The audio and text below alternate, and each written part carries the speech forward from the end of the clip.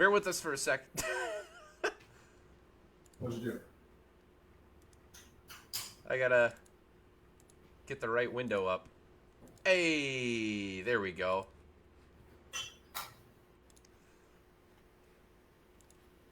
All right, everyone. Welcome. Another episode, Talkin Shop, Outlier Firefighters, episode 14. I'm here with a longtime friend, Nick Elkin, close to 20 years. Yeah, I'm sorry, Nick. We're that old now. And we're going to talk about a whole bunch of fire stuff. First off, Nick, thanks for coming on. Thanks for coming here tonight and talking with everyone. I appreciate it.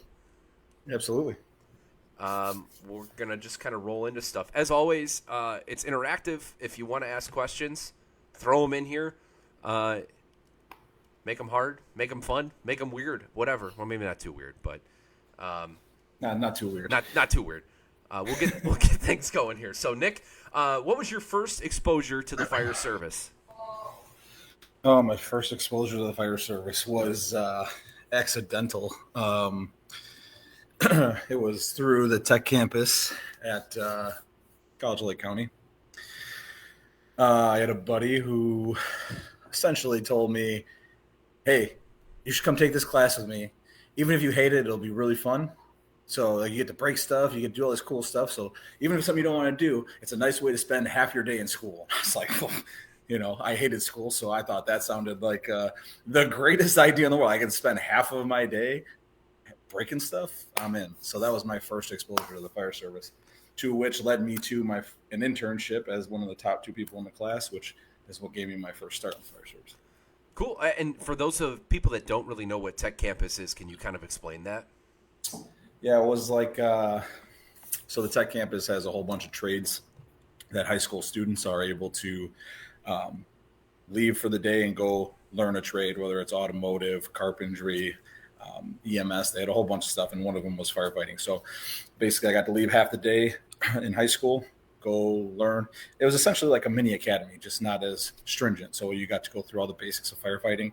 And then at the end of the, near the midpoint of the year, depending if you were selected or not, you got an internship. So then instead of even going to the school, I got to spend half of my school day at a firehouse. Yeah. And how old were you? I don't know. How old were we? 17 years old, probably. I think I was 17. 17, yeah. I think it was 17, because then that internship led into my first job at that same place, and they asked me to apply, even though I wasn't able to actually take the test for another year, so I was 17. And the place you interned, it's Antioch, right? That's where we were. I didn't. Yeah, okay, I interned at Antioch. Yeah. I'm sorry, which is my first department. Which mine too. So Nick got a head start on me because Nick started, at that age. I started at 19. Well, I think he ended up way ahead of me because I was lazier. What do you mean I wasn't ahead of you? What are you talking about? You ended up way ahead of me because I was lazy. You got a job before I did, or a full-time job. That's so I don't know about that. I'm also maybe a little bit dumber than you, so we'll see. Well, I don't know well, you're certainly bigger than me, right? Cook here is Yeah, saying, big why and is Nick stupid, so exactly. huge? Roids. And, well, maybe. I don't know. Yeah. Steal, baby. How come I can't see the chat? What the hell is this? You'd have to log into the Facebook page, which I guess you have one if you wanted to, but you could see it. I'll spot off for. Okay, no, it's okay. It's fine. Lead Art's here. He's saying he saw you last night, and that you guys were talking about being old as well. So that's really cool. Uh-huh. And Vanderberg's here too. So as always. Yeah, those wake ups and cricks in the knees and the back, they just came out of nowhere. I feel like, man. Somebody told me when you turn 30, like you wake up and your back hurts, Dude, literally everything went downhill when I hit 30, man. Like all of a sudden everything starts to hurt. Today I scheduled 4 different doctor's appointments, and I was like, what am I, 75 freaking years old? Like, how did this happen? Where did I get here, man? Hey, hold on. We're totally sidetracking from firefighting, but we're going to talk relationship life-wise. Was it your wife that convinced you to do all those? Or was it under your own accord, right? So 100%. 100%. She runs my life. Like, I literally don't know anything that's happening except for this calendar that I'm told to follow. And I get told on a regular basis, you asked me what's happening on Saturday 4 times already. So, that's... man.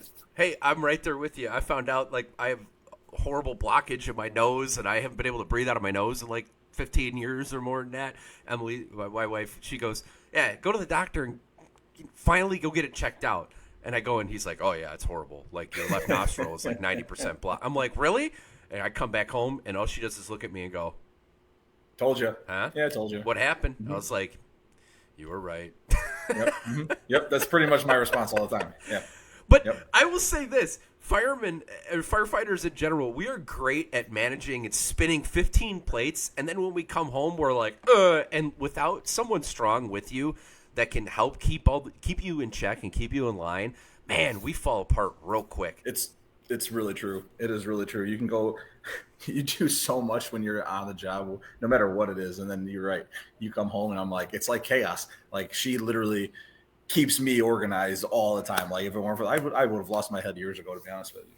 Yeah, I mean, you got to have that support network. And we'll talk about more of that later because I know that was kind of a conversation that we were going to get into later. But yeah, we'll jump in sure. here. So you go through you internship on Antioch, which then that turns into employment, right? In some regard, and then how did you go from there?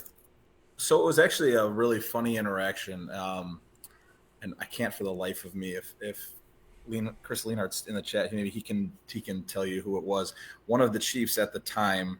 I had to interview for my internship. So I got the internship through the school, but they had to essentially do an interview. That chief then asked me in my interview, "Hey, do you like want to work here?" I was like, okay, sure. Well, that started the whole process of like fill out the application, wait till I'm old enough, do that. Back then it was, I don't know if it was the same when you did it, but we had an actual physical agility combat challenge. Oh yeah, I crushed it. And a written test. I crushed it. I was actually that day. It was the day after. How do you not remember this? This was after our senior prom. I would 100% remember.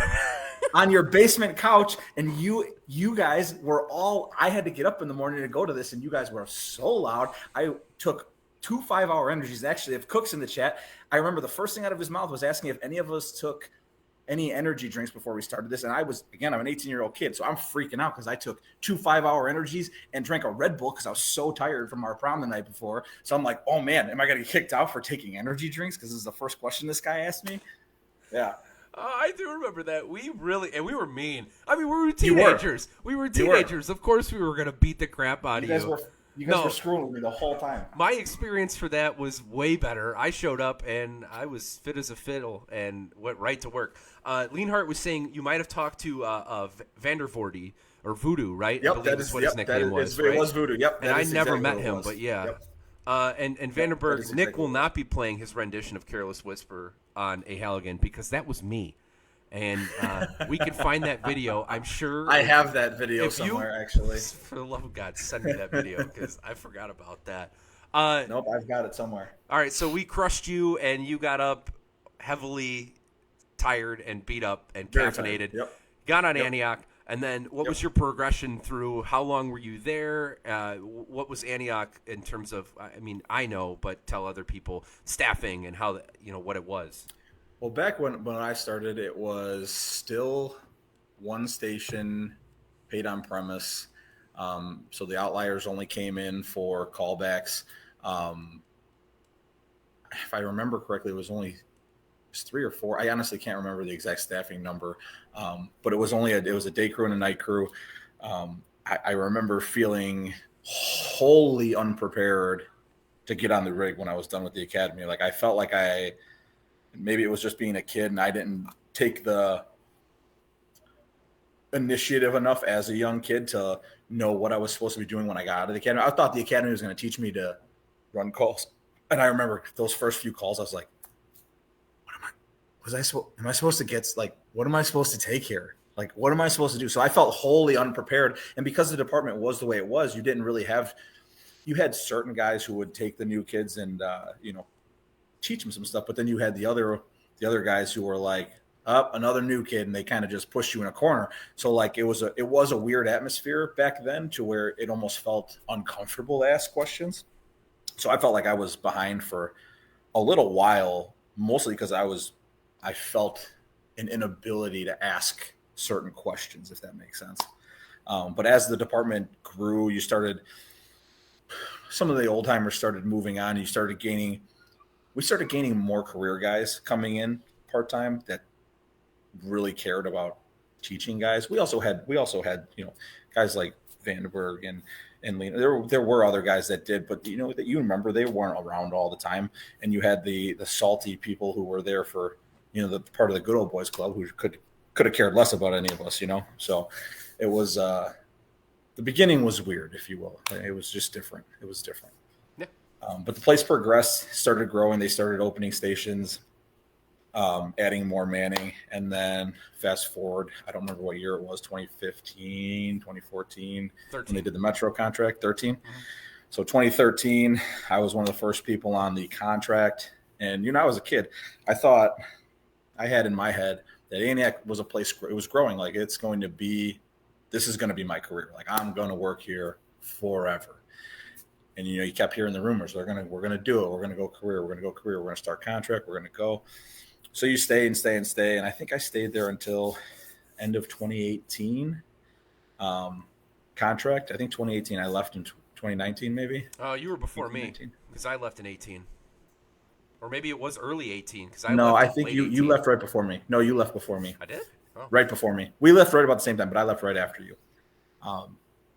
But yeah, so and obviously, as much as I loved it there, because what we started making it into was great. It was literally, and I think Kocher alluded to it in his interview with you about where all of our people have gone. I would say that period from even right before the contract, I'd say 2011 to 2017, 2018. 2018 was starting to get a little rough, but to 2017, it was some of the best group of guys I've ever worked with in a fire service. Like, everybody, it didn't matter what you thought of any leadership around you. The guys were always getting together to learn. The guys were always making each other better. Everybody was going out of their way to help each other. And it was a fantastic, it was good culture, and just the amount of learning that happened in those few years was incredible. I think for everybody. Yeah. To this day, that is still the best fire service culture that I have been a part of as a fireman. Obviously, I grew up, around a great culture, but as a fireman, to be part of that, it was something. There was no competitiveness, right? It was We were all on the same team competing to be that much better. It wasn't like oh, Nick's better than me, so I'm gonna talk crap about him behind his back. There was none of that. It was pure, just the whole team working together and uplifting. And yeah, I mean, that chunk of people, we all just and spread all over. I mean, yeah, I echo exactly what you said. It was an amazing thing to be a part of, and in a lot of ways, I'm still chasing that. And I don't know if you are too, but it was an awesome time. It was an awesome time, and like you said, the fact of where everyone has gone since then, like, everyone's gone on to having a successful career so far. But that's a moment in time that, and me and my wife actually talk about this all the time. Every section of your life is just a moment in time, like, whether it's school, friends, career, blah blah. But you need to cherish. Like, you don't look back on it as any negative or positive. It's just a moment in time, and you have to cherish those moments. And like, that is one of those moments that was, unforgettable in the fire service for me. Yeah, absolutely. So you work contract, you get through there, then you move on to the next thing. Now you're at your current department that you're at now. And Yep. how long have you been there? I'm about to finish 4 years, starting year 5 over there. Okay, yeah, so we're the same. And that Yep. department is where do you work? I work in Berwyn, Illinois. So it's right next to Cicero, west side of Chicago. Sorry, I had my first spam in the chat. I've never had that happen before. It's the ban. Okay, and so Berwyn, what's Berwyn like? It's an interesting little town. It almost doesn't make sense. Actually, when I explain it to most people, they don't get it. So it's a small, densely populated city. We're about 3.5 square miles. So it's a small city. We have 3 houses. I think our roster's about mid 80s, but run about 9,000 calls in this tiny little 3 square mile radius. It's one of the most densely populated cities in the state. It's crazy. It's crazy. It's fun. It's fast paced. We're very it was a culture shock, I'll say, to me, going from where we came from to a more city type department. Um, very One of the things I love is it's very rich in old school fire service traditions, if you will. We are very seniority based. Seniority is king around there. Um, if you're the new guy, you're the new guy. There's no, um, and again, everywhere is kind of getting more lax, and I see it too now, even in the last 4 years. But it's still old school fire service to me, which I love. I love that it is old school. I love that they maintain seniority as a priority. I love that they tradition matters to them, whether it's their like fire service tradition or Berwyn tradition. Tradition matters to them, and I think that's important. So before that, how did you learn about fire service culture or the values? Did that come?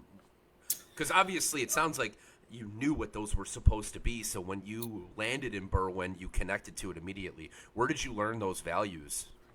Yeah, so I mean, obviously, it's kind of it's it's funny to say. Obviously, we learned some of it from your dad. Like he talked to us a little bit about it. I mean, it's not like, and you mentioned it before. It's not like it was a big topic conversation in your house all the time. But like when we were around it, it was definitely presented to us. I also think we learned a lot of it on our own. Um, just us again being in the situation we were in a really young organization. Um, and listening to guys who had also been in the fire service for 20, 30 years, they told you what it was supposed to be like, and it just made sense. So I feel like we chased a culture like that.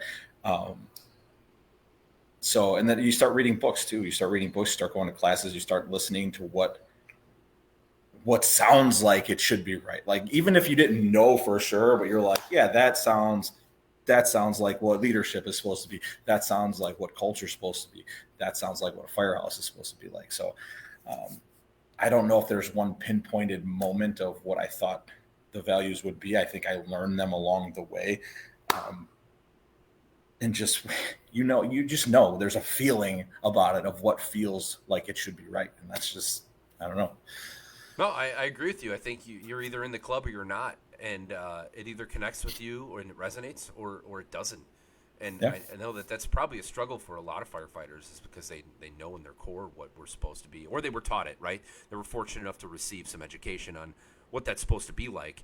And when things aren't that way, I know a lot of people find it difficult staying connected when they don't feel like traditional values, traditional fire service, uh, they exist for a reason, and Sure. right, it's important to keep those things alive. Otherwise, we become any other job. Um, who then? Who influenced you the most early in your career? We're talking first couple years, and you could include Tech Campus in that too, right? Um, who influenced me the most?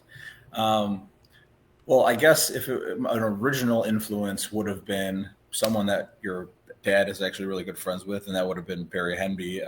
He was one of my instructors at the Tech Campus.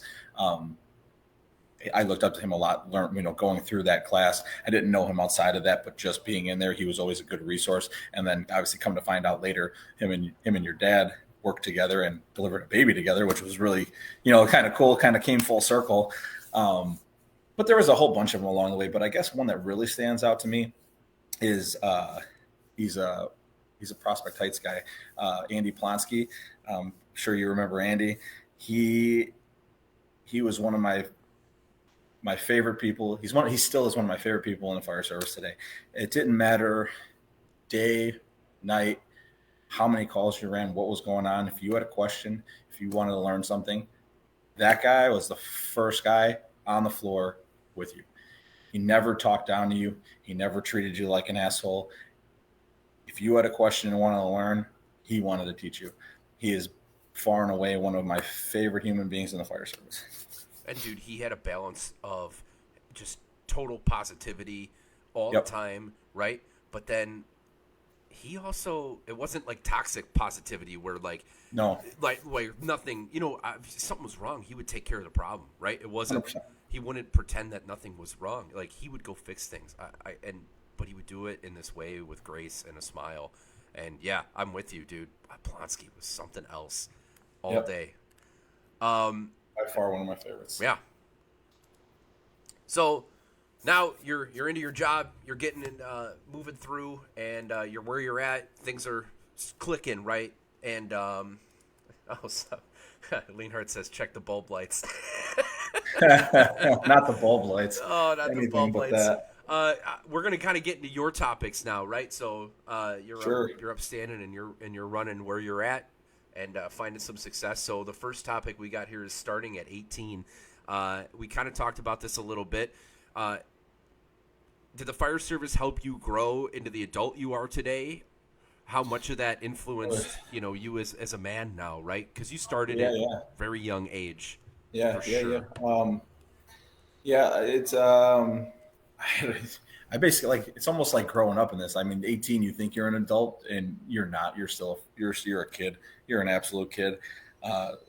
So it's I feel like it's actually shaped 90% of my adulthood just because I've been in it so long, and yeah, it's obviously a struggle starting that young because everyone around you feel like is older, and then you have like me. I had what I thought were easy goals that turned out to be much loftier because you're you're an 18-year-old kid. You can't. I didn't stay focused on certain things. Like I had a goal, 21 years old. I wanted to be a firefighter, paramedic, and I wanted to be hired career. 21 years old. Like, that was my plan coming out of tech campus. But then again, 18-year-old kid, you're not. You don't stay focused, or at one point I had to take a job that I didn't want to pay to go to paramedic school. So trying to work that job and trying to stay locked into the fire service and try to save the money that I needed to save to go to paramedic school. It's just my path at the beginning did not go the way I personally expected it to. But this point in my life, I feel like everything along that road was supposed to happen that way. It taught me something like, whether I had to do clinicals overnight because I had to work the next day, or, I'd take that extra shift to pay for paramedic school, whatever the case may be. It showed me that, like, hey, as long as you stick to a goal you have and you work your ass off, you'll make it to where you need to go. Does it mean you'll be on the time frame you originally wanted? No, but you will get there. So growing up, being an 18-year-old kid was rough. I just did not go the way I thought it would, but I still ended up at the same point. Hey, yeah. I mean, it's not. You can't plan everything, right? No, nope. So that's how it. I think that's how it goes for a lot of people, right? But to have goals, right? You have to have goals. 100%. And you have to be willing to adjust those goals, right? Yep. So Cook's got a question here. He says, when you were 18, you embraced the culture and traditions of the firehouse. Do you see today's 18-year-olds wanting to do it different than you did? Do I see them wanting to do it different? Yeah. And he could clarify if you need more, but if you're saying they want to do it different, I don't think that's how. If you're saying they want to do it different, as in they want a different culture, is that the question? Because if that's the question, then that's not really. I looked at it this way: when I came in, I wanted to fit into the culture. I didn't want the culture to fit to me. Yeah.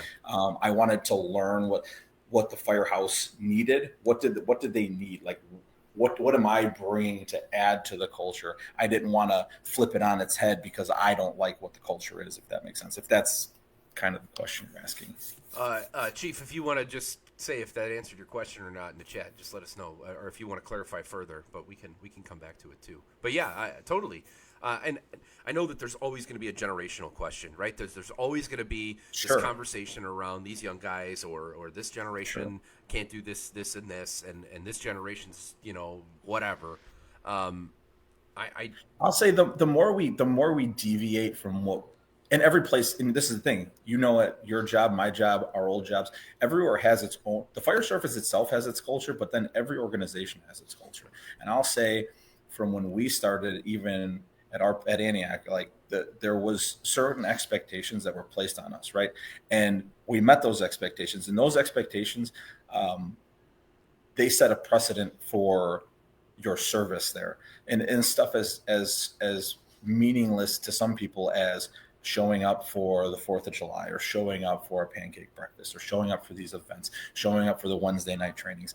Like back then, that was not just a, hey, this is what we do, maybe you'll show up. It was expected of you. It was expected that you showed up for those things. And what did those things do? They introduced you to the other guys. They showed that you were willing to put in the extra effort that was needed, whether someone else thinks it's important or not. It did build something for you. And I personally noticed that the more we got away from holding standards that wasn't just showing up to work, the more we got away from that, the less people were invested in the actual organization, the actual department. Like, cool, you show up, it's your job, that's what you're here for. But when we were all coming together for events or for drills or whatever, it made us closer, and it made everything else work better. That's just my opinion. Yeah, Cook's saying he's just trying to understand the difference between when we were kids versus today's young firefighters. To be honest with you, I don't really have an answer for that. I mean, standards that we're held to. That's the answer. That's it, right? We're held to. There's people out there that are 18 years old that think like we thought. I mean, they exist. It's not like they don't. Yeah. There's guys in their 20s that we're hiring that think like that. They exist out there. You might have to dig through a pile a little bit more. They're not as forward out there. But I think that's a cultural thing.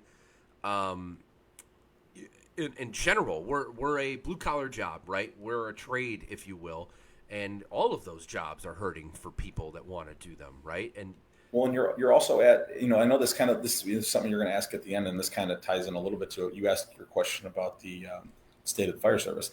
That's part of the problem with the culture, right? Is that when we had an abundance of people, it was like, hey, our culture is what it is. Like, you either like it or you don't, and then we, next man up. Now people can't fill those spots. We can't fill those jobs. So instead of people falling into the culture and learning the culture and embracing it, it's, well, I don't really like that part of the culture, so I'll just go somewhere else. So what's happening is we are giving up on our own culture to conform to certain people. And I don't necessarily think that I'm okay with change. Like, I am all for change. I don't like losing our identity to just for some retention, because I think you mentioned it in one of your other episodes that the people we are getting now, they all want to be in the fire service for the most part. You'll get a hand, one or two here and there who just not cut from the cloth, or just don't fit your current culture, whatever. But it is very easy right now for them to say, I don't like the culture here, I'm just going somewhere else. Whereas before, you couldn't do that. I think they have an understanding. So there's like if you get a chance to hear anything from Scott Thompson from the Colony, he's like the culture king, if you will, for the fire service, and he's got so much insight on it. And he talks about like microcultures and macrocultures, and I think like the fire service in general, what we connect to, you and I and a lot of other people understand, is the macro culture. It's the true hook and ladders. It's the bucket brigades. It's the service. It's sacrifice. It's those things, right? It's what's been put out for hundreds of years, and why we are as trusted as we are and who we are today. Why our trucks are red. Why all these things that go back into the 1700s or whatever, how far back you want to go.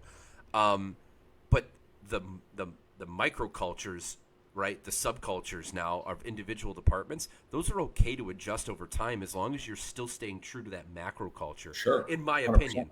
Right? And so I think if you as an organization, and Chief, I hope we're kind of giving you some insight, at least in what we're thinking about here, if you could still stay connected to what that is, I think that the romance of firefighting, if you will, attracts people and attracts the right people. And if you could be connected to that and you get them in and they see that that's what it's supposed to be, then you can capture them and support them. And obviously your organization's different because, they get to a point where, they probably leave, and it is what it is. I mean, that's how your organization has to be. But I think that's the biggest thing, is staying connected to that macro culture over time. And I'm sorry, Nick, I don't want to steal your showtime, but no, you're not, you're breathing. Hey, we're all in this together, man. Yeah. It's that, I agree 100% with that. And then there's something too that it's one of the reasons I stayed where I am now, after I got a bunch of offers after I got where I was at, and it's something that Antioch used to have too. And it's not even, it's almost not, it's not firefighting itself related, but it's I remember going into the fire service getting told it's your second family, it's your second family, it's your second family. Well, I don't feel like, especially in like my last year at Antioch, or um, even talking to guys at other places, I don't feel like that part has been lost in the job. It really has been lost. And what I love about where I'm at now is we do events together all the time. Even if we just plan outings for the guys just to hang out, just because, we still make it a priority to get together because it's important. It's important to stay together. Like we eat every meal, we eat together. Nobody brings their own food. We cook every meal together and we sit together and we talk. So those things are so lost in the fire service nowadays. Just spending time together, guys going out together, guys setting up outings together, even pub ed events off duty, guys going together, stuff like that. That is the fire service. It's supposed to be a blood. It's not supposed to be, hey, my coworker, oh, I see you every third day. Like, that brings you together. That brings a department together. Actually, Chief, I remember you talking a story recently about how someone needed, when you started on ANIC, someone needed their deck fixed. All the guys from the firehouse would show up, right?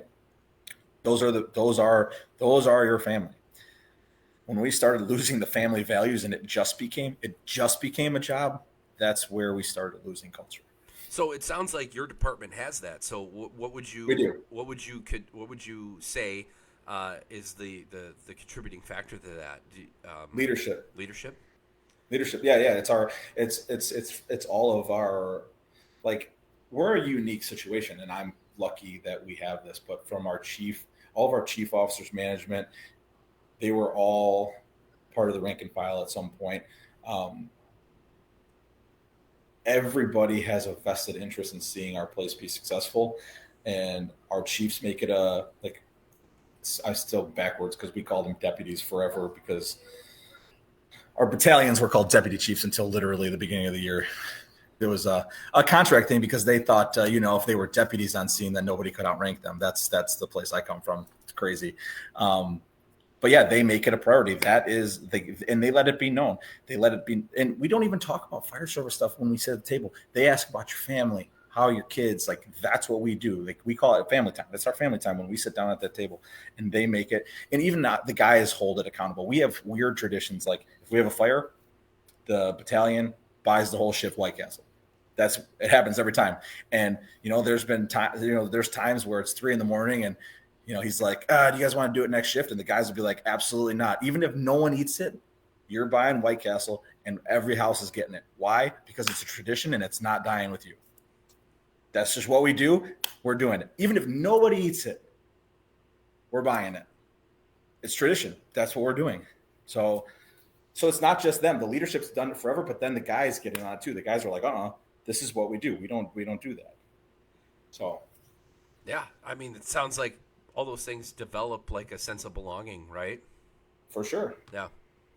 Yeah, I think that's one of the first steps to having a positive culture is making people feel like they belong, for sure. For sure.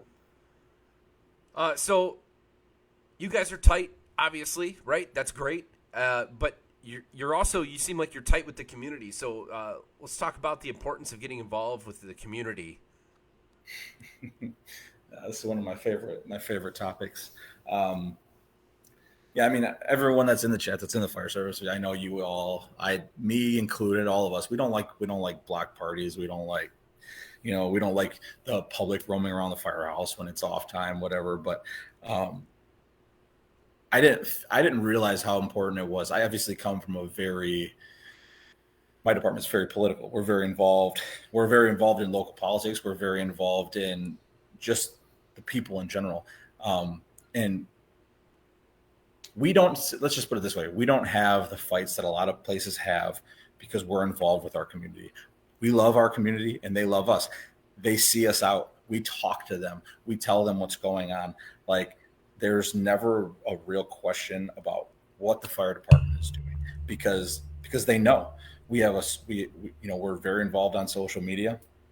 If anyone wants a rig at a block party or an event, we're there. We're also doing. There's a brewery in town that we made, our local made a beer collaboration with them that we sell, and we donate money to Burn Camp and charity. So we're just super involved with the community in general. Like whether it's as the fire department or as local 506, like we're very involved in the community.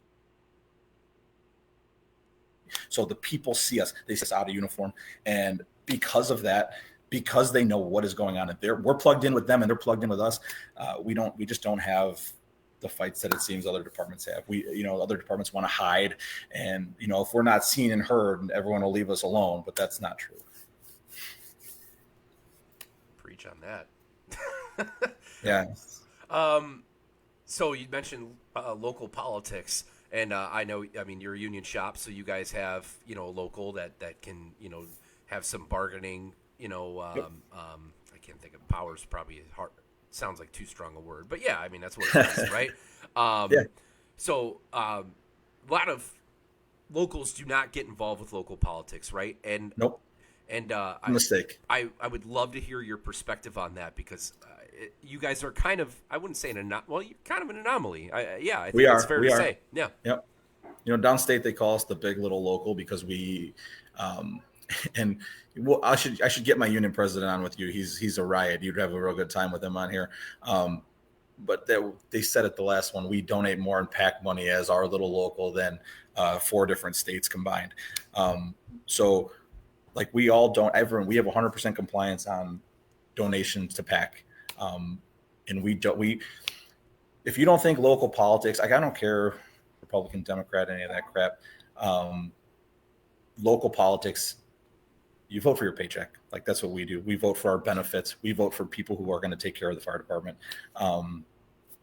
So that's what we do. We go out if those guys need our help, our guys come in off duty. We'll walk, we'll drop pamphlets, we'll talk to people, we'll talk to the community. But we vet candidates just like, and it sounds weird. And I know people are going to be like, that's ridiculous. That's outside of, what we should do as firefighters. But, we never have people marching and saying that we need to close a firehouse down. So, if you don't think getting involved in politics is important, pay attention to what's going on around you. So is that your local board, or do you guys have like a committee? How does that work in terms of like the true like political involvement, right? Say that again. I'm sorry. So structure wise for your local, do you guys have a committee that runs that? Is it your board that runs that? So we do. We have our local has a political committee. And then, but our local also reaches out to anyone who's running for anything. If people are running for school board, if people are running for aldermen, if it doesn't matter, whatever they're running for, we reach out and talk to them. Like we will talk to anybody, even if you're opposed to us. We want to find out why you're opposed to us. Why are you opposed to the fire department? Why are you opposed to paramedics? Why are you opposed to having the best service you could possibly have? So our guys will go out and talk to anybody and everybody. And then when we decide who we are going to support as a local, we will then do, like I said, we'll go out and hand out literature for them. We'll go do pamphlet drops, and it turns into a nice event for even the guys. Like, so we'll get off shift, go do a bunch of pamphlet drops, and then we meet up and hang out. We'll grab breakfast together and hang out together. It's not people think it's some big in-depth thing. No, it takes us an hour in the morning. And it's been successful for us so far. Do you have like a face, if you will? So like a person within your our union president is our face. He's also heavily involved he's getting more involved in the AFFI at this point, but he's definitely the face and the mouth. You'll know his nickname's Loud. So if that tells you anything about him, he's always talking. You got to have the right people to do those things, Yep. right, and support them. 100%. I just think it's very important, and I don't think. Say that again. Yeah, I just don't think enough people pay attention to it until it's too late. I remember talking to a friend in Glenview. It was maybe 2 years ago at this point, and they were talking about how they had the citizens trying to come after a firehouse, close a firehouse down. And I asked them, "Do you guys have a PAC fund? Are you guys involved? What's going on? And like, well, and they just started it because of the people trying to shut down a firehouse. Why do we need you here? Why? So you're so far behind the eight ball at that point. Now you're trying to justify a house, the rigs, the staffing, and you have no ability to fight that. You just have to sit there and say, please don't do this. Like, we'd rather be out ahead of it saying, hey, these are statistics. This is what we do. This is the call volume we run. This is why we need these things. Give them the information. Give them all the information you possibly can. Be out there. Expose it all so they have no reason to ever come to you and say, why do we need this? You guys, you're a village, right? You're a municipality. You're not a fire district, right? No, we're not. Yeah. Cool. I think that's such an interesting topic, and not a lot of people talk about it. And obviously, there's places that don't have unions and can still kind of Sure. figure out other ways to do that. But at Sure. least here in Illinois, like you do have options there, and Yeah. it's something that my union doesn't really seem like they get forward and out there with. So that's why I say you guys sound like you're an anomaly, and you're almost writing the book on how to have that good relationship, but still, They are, for sure. you're not picking who's gonna get in, but you're heavily influencing it, which is You do, you 100%. Yeah. And like there was someone even in our last one, they tried to write a thing about our local saying that we were like it was some sort of smear that we donated the most amount of money to one of the mayoral candidates, and we're like, yeah, of course we did. Why wouldn't we? Why would we not support the candidate we think is best? Like that's not a smear against, like, you Yeah, he think that's likes a us. smear. No. Yeah. Yeah, we're going to support who supports the fire department, plain and simple. So it is important. It is, like I said, if I can get Mike to talk to you and get him to come on here, you'd love him. You would have a great time. He'll talk your ear off about politics. Anyone and everyone who wants to learn about it, he's the guy. I know that that's not me, and that's okay, but to at least have some education in it to be able to maybe Sure. help other people. I know that I am Believe not me, cut out for believe that. me, I'm not the guy either. Right? I'm not the guy either. But I will say, as a guy that's a part of it and has seen it firsthand, I understand why it's important. And if the guy at the top tells me, "Hey, you got to go walk the street for an hour," no problem, buddy. Yeah, I hey, got you. You got it. Not a problem. Josh, V90 represent. I hope you got your 8 out of 8 today. I don't think I'm going to, but I think I'm 7 for 8. But thanks for stepping in here and joining the show. Little transition here. So, Nick, let's talk health and longevity. So we were already joking about being old, right? But as long as I've known you, I mean, you were an athlete. You were in sports pretty much your whole life, it seems like, and did that translate now for you to the fire service? What healthy habits have you picked up? What healthy habits have you lost that you're trying to regain? What are you doing, right, in terms of your health and longevity in the fire service? That's a good question. That's a really good question. It's funny. Something that resonates pretty well is when I was listening to Coker's interview, was talking about the CPAT and how we don't follow through. And we all know that there's a lot of slugs in the fire service. And listen, we've all had our ups and downs in the fire service. I've had times when I've been super lazy and not let my fitness, trail away and then, come back. And, but personally, the older I get, the more I got to run around with kids at home and, sports there, plus the job. It's like, it's more important than ever, I think, to stay in shape. Even when you were talking to Corley, it was a lot of the fitness stuff was talking about the job. But for me, I'm all about longevity in my life in general. You know what I mean? Like, me and my wife talked the other day, we wrote goals down just for this year, just on our health goals, just purely health and longevity goals. So for me, I've been doing just 2 body weight exercises, inclined treadmill, walking, just stuff that's going to be easy on the joints.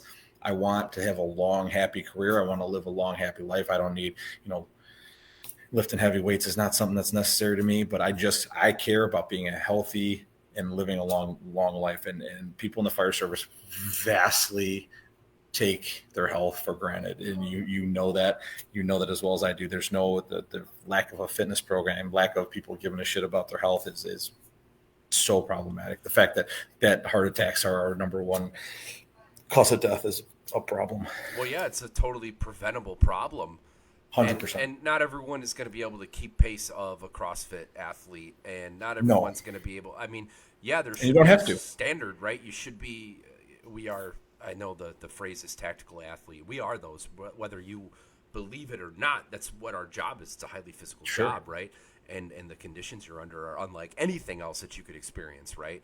Um, but yeah, you need to figure that out, and I'm on the journey myself, man. Like after my first son was born, I did what I could, and now I got two, and sometimes I find myself working out at 8 o'clock at night or getting up It's hard, man. and leaving shift right at 7. I'm getting up at Yeah. 5:30, and I maybe run or something like that in the morning. Mm-hmm. Dude, I'm doing cardio. Do you remember? All right, like we're gonna step outside the fire service, right? Think about that for a friggin' minute. Nick and I were Oh, bro yeah. lifting for how long? You want to talk about Yeah, heavy yeah, weights yeah. and all that stuff? That was all I knew was 8 or what, three sets, 8 reps. That's all Yep. I knew for so long. Yep.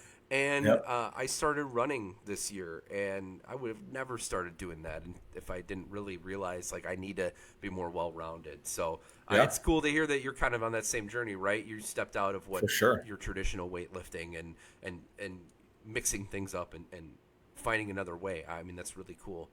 I think it's good for mental health too. Obviously, it just keeps your brain clear. Like I've got my routine now is I get up. I try to get up between 5 and 5:30 every day, and before my family gets up, before anyone's doing anything, and that's when I'll like I think I told you pre start. Like I'll go walk 18 holes at the golf course at the crack of dawn just to be out doing something physical or go to the gym. But that's my time for mental clarity. Get my day started off with some exercise, and it just really sets me up for the day. My wife she knows immediately in the morning if I've done those things, because I'm crabby. Like I'm really crabby if my routine of getting out and exercising in the morning is not there. I was taking a class, and a guy from Lincolnshire, and I can't remember his name, otherwise I would say it. He brought up a really great point, because I was asking him, it was after Jack was born, and I was like, I'm trying to figure this out, man, but I don't know what to. He goes, dude, you got to find time that's your time when nobody else needs you, and that's when you do it, 100%. right? He's like, if you got to wake up extra early to go work out, you got to do that. If you got to stay up extra late to work out, it is what it is. You got to find time where no one needs you, and that's your time to make it happen. And I really, 100%. I maybe I gotta remember who that was. Maybe I can get him on because he was a huge It's fitness that's guy. so true. Whoever it is, it's so true, because as a father and a husband and a working man, like that 99% of your days something needs your attention, and that's not a bad thing. My wife needs help with something, my son needs help with something, I need to do something at work. There's something that always needs my attention. So being able to have those 2 hours that I get in the morning to keep my mental clarity is vital to my general mental health, because like I notice a difference. I notice a difference when I don't take that 2 hours for myself. I start getting frustrated or later in the day, like I'm like, everyone needs something from me and I never get nothing for myself. Like I just need a minute. And it's not even that I need anything. I just need some silence. I need to unwind, like that's been the biggest change in my life, is taking that 2 hours in the morning. Yeah, that's huge. I mean, Cook, it is Nunez. It is Alex Nunez. You're totally right. Yeah, I couldn't speak any highly or more highly of what he was saying when I was in that class. I mean, it just made sense. And he's regimented beyond all belief, right? And like all of us, when he was telling his story, he's balancing 15 things too, and we're all trying to spin 15 plates and keep them all up, and you got to figure out a way to still kind of make some time for yourself. And for me, my struggle, as you know, and you were one at one point, a bit of an online gamer, enjoyed that part, right? And find myself staying up super late. This was years ago, and sometimes I'm a bit of a night owl still, and I'm trying to work out of it. But like, that was time. I mean, yeah, it was for me, and I was spending that time. But now, I don't really get that anymore, and I have to find other things that's more constructive when I have time for just myself. That's improving myself instead of just. Yep. And Timothy, And that is the difference. Oh, yeah, go ahead. Yeah, I said that is the difference. Like we used to both do that, and like you're burning the midnight oil. What's that phrase? The midnight oil, Yeah. whatever. To do something, it is for you, but it's unproductive to your life. And I think that's what fulfills me in that morning slot is that whatever I'm doing is productive to my life. It doesn't even have to be. It's either exercise or reading or just even sometimes just sitting and relaxing. But it is always something that improves is an improvement to me. Like if I don't do something constructive for myself, I feel like I let myself down. That's kind of where I am at my point in life. Timothy Wood, there's times where I hide in my basement too, right? And I'm with you. Like it happens, and I'm sure Nick would echo the same thing. Sometimes you just need to sit and relax and Oh yeah, unplug, and that's okay. And also your second question: how long do I work out? For me, if it's cardio, right now I'm trying to build up my long distance running, and so right now my goal if I go do cardio is I run a mile and a half, and I know it doesn't sound like much, but for a guy like me. Uh, I've started basically running like a 13-minute mile, and now I'm down to 9 minutes. So it's a that's pretty good. progressive thing, right? Trying to Yeah. get to a better spot. I still do some traditional weightlifting, although I don't do the 3 and 8 anymore. I do a 4 and 10 or 12, and that's usually about an hour. So we're talking, an hour, maybe a half hour. If we've got a busy day, what I've been doing is I'll just go run. I have a mile and a half course in my neighborhood, and I'll tell my wife, "Hey, Emily, I'm gonna go run," and I'll just go run. It'll take me like 20 minutes. I'm back home, shower, done, and it doesn't affect the day at all, and it doesn't That's affect very her. similar. She can hang out Very with two similar to kids me. for 15 minutes. You know what I mean? Yep. So, uh, It's very similar to me. Very similar. yeah. It's about 2 miles. 2 miles at a 3.5 mile pace on a 12 incline on the treadmill. It doesn't take a lot of time. Get it out of the way, and then I just do a body weight circuit. Yeah. So that could be range anywhere from 8 to 25 minutes, depending what workouts I throw in there. But I like it. I personally like stuff to heart rate up, work really hard for as long as you can. It's kind of similar to our job. Heart, we get jacked up really quick. We do a lot of work, and then you're pretty well done. So I stick to workouts that do stuff like that. Yeah. Have you ever looked into smoke divers, like actual smoke divers, not IFSI smoke divers? I did after you showed to me Yeah. or you talked to me about it. Yeah, because the whole IFSI one that's not happening. But Not I that did it's not a difficult, little bit. but it's not the No, same. yeah, it's no, it's definitely not that it's not difficult. Again, I don't want to dive into Smoke what divers? things that have happened there, but Oh, and yeah, yeah. yeah. That was my start of trying to run. Is I don't know if I'll get to that point, and I probably should be more positive and have better self-talk with it. But Indiana Smoke Divers just keeps calling my name, and but unlike you, I was not a sports athlete in school. I Sure. never learned how to better myself athletically. I was in the Yeah. friggin' marching band. Like nobody teaches you anything in that, right? In terms of like physical, right? Sure.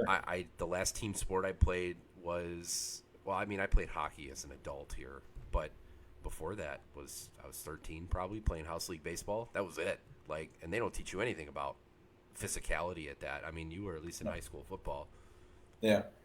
but But again, that was all different. Like I said, if I would have changed my we it's how we lifted. It was the same as football lifting. Is like it's heavy weights and half the shit is like for what reason? What do I need a heavy squat for? What do I need? Yeah, exactly. That's all it is. It's all bullshit. It's all bullshit. I want my joints to work. I want to be able to pull ceiling for 20 minutes if I have to. I want to be able to physically accomplish my jobs. Like those things are far more important to me now. So like again, if it's hitting a sledgehammer on a tire or anything that's going to be exercising like your shoulder muscles, your neck muscles, stuff that's going to involve your career in the job you do. That's the kind of shit that I like doing now, and I wish I would have transitioned to that years prior, yeah, way sooner. yeah, absolutely, yeah. How about mental health? Are there things that you do in common practice in your life now that you didn't do when you were younger in terms of uh, protecting your mental health? I guess. Sure. I've become I have to be on a routine. I know I mentally, physically, I operate better when I have a routine. And, you can plug and play certain things within the routine, but I'm a structure person, and that helps me stay clear. If I don't have a structure going on, I know I get a little crazy. Like, I feel like I'm missing stuff. I feel like I'm not accomplishing things, and then you get in your own head. I have also, for me, is I've changed my focus a lot to my family. Like, family has over the past couple of years, like, that is a number one, and by making that my number one focus has definitely improved my mental health. It's improved my life. And yeah, there's one that nobody ever talks about, and we've actually been talking about it at work a lot lately. Um, Going to therapy, like, just people, like, there's people that act like there's some stigma about it, which I find funny. But everyone that ends up going is like, "Hey, man, I wish I did that earlier," even if it's just for just to talk about bullshit. It is that's been like life changing for my relationship, for my work life, learning how to deal with, I used to get angry about stupid shit. So doing, once a month if I have to, just go to, like, the other day, me and my wife were having random arguments that we normally wouldn't have. And I was like, you know what? I'm gonna make that phone call. I did. Had an hour. And then we didn't, what's funny is the whole conversation, we didn't talk about anything to do with me and my wife. We just talked. And I was like, oh, that was nice. I feel better for no reason. You know what I mean? And there was nothing outside of, so I definitely find I've become way better at recognizing when I'm in a mental slump, if I'm overly agitated, if I'm, I don't want to say depressed, but if I'm not in the happy mood that I'm normally in. What's changed? Am I not exercising like I was? Am I not eating properly? Am I missing something in my routine? Am I focusing on my family? Like, I've gotten way better at recognizing which things are out of balance and trying to focus on them. And that education came from experience of either messing it up, or was that more Making from mistakes. Yep. therapy? Making mistakes and therapy. I Yeah. mean, therapy taught you a lot, but, like, yeah, you definitely learn the mistakes along the way to get there. Um, and, we're not going to dive too much into the relationship, but me and my wife had a tumultuous relationship at one point, and we were terrible communicators. We were terrible, terrible communicators. Therapy definitely helped us a lot with learning how to do that. And now we're both way better at recognizing if we start getting into a pattern of poor communication. We're like, hey, this looks like something we need to pay attention to. And we've gotten to a point where now it's not even an argument. You know what I mean? Like, we figure we know how to discuss that because we've made those mistakes. We've made so many of them along the way. I've made the mistakes in the firehouse. I've made the mistakes, in just life in general. So taking care of your mental health, no matter what it looks like to somebody else, you don't ever think about that. Like, I don't care if anyone has anything to say about, going to therapy or doing stuff to take care of yourself, because if you're not taking care of yourself, you can't take care of anybody else.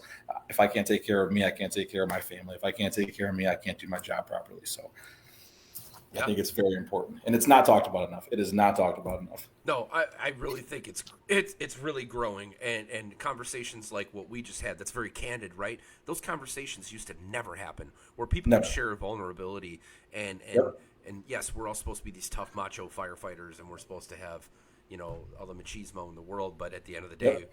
like, we're Everyone's human. people too, right? We get beat Yep. up, we make mistakes, and Yep. we don't always communicate things the best. I struggled with that too, and I'm still learning. I mean, I can show you a stack of books that I've read to learn not only about who I am and how I communicate, but how I can communicate to others.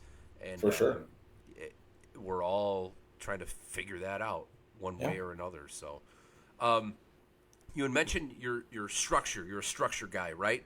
What's your Mhm. shift structure like? What do you do for your shift days and to keep in that structure?